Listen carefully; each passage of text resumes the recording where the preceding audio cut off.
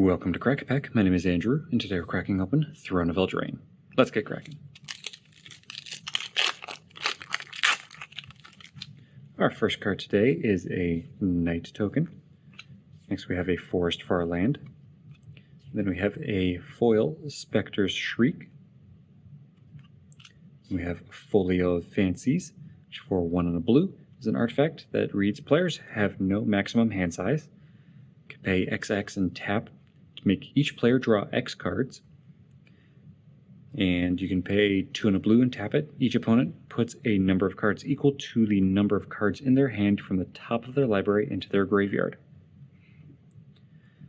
Alright, so lots of draw, lots of mill. This can be very mean. If you do it right, this should be very, very punishing. One, it gives every player no maximum hand size. That's kind of group huggy there. The paying XX to have everyone draw X cards is also a little group huggy.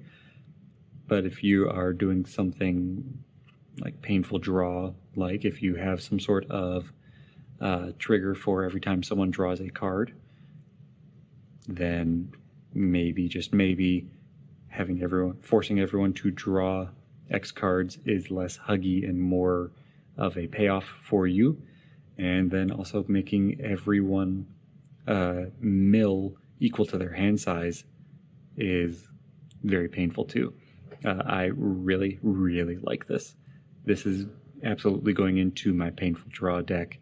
This coupled with Smothering Tithe is going to be brutal, since that's just going to, every time someone draws a card, well, you're going to be able to make people draw a ton of cards off of this, netting you a lot of treasure. Because if you make everyone draw even just like 4 cards, that's going to be 4 triggers per player.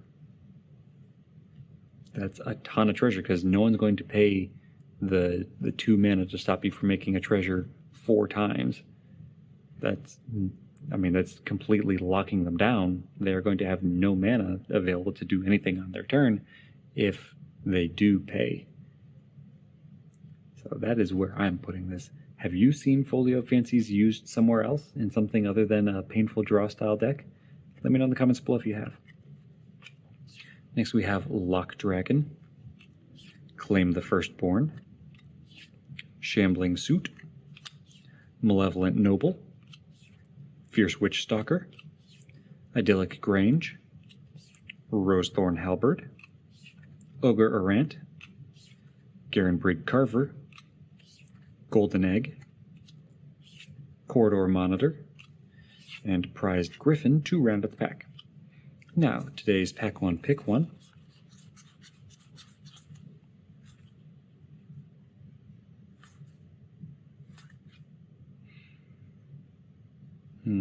I really do like Folio of Fancies for Pick 1. I don't think I'm going to go with that, though.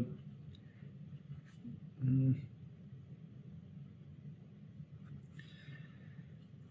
think I'm going to go with Lock Dragon still. I know I've picked it before as for Pick 1. I still like it as Pick 1, though. Getting a 3/2 flyer for 4 mana is a pretty decent rate. It's not the best, but it's okay, right? And especially since it also draws you a card when it ETBs, and also whenever it attacks. It makes you discard a card before you draw, but at least that's a may ability, right? You may discard a card, and if you do draw a card. So the fact that you can get some card draw off of this definitely makes it worthwhile, right? Just getting to filter through your deck a little bit faster, get to whatever else you're trying to do in this draft. That's going to help. And like I've said before as well, the 4 hybrid mana is a lot easier to swallow than if this was 4 colored mana, right? If it was 4 blue pips or 4 red pips, or even if it was like 2 red, 2 blue, that would be a little tougher to swallow than this 4 hybrid mana, at least in my mind. Right? It leaves it so that you do need 4 red and blue total. It's a little bit easier to say like, hey, I drafted blue and splashed red, than if this was like, hey, I need 2 and 2. It'd be a little harder to do in a primarily blue with a splash of red draft.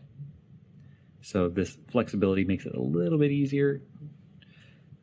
So yeah, that's my pick 1. There are other great cards in this pack though, so if you have a different pick 1 than me, let me know in the comments below. But that's all for today, so thanks for cracking along with me. Be sure to check back tomorrow to crack open another pack.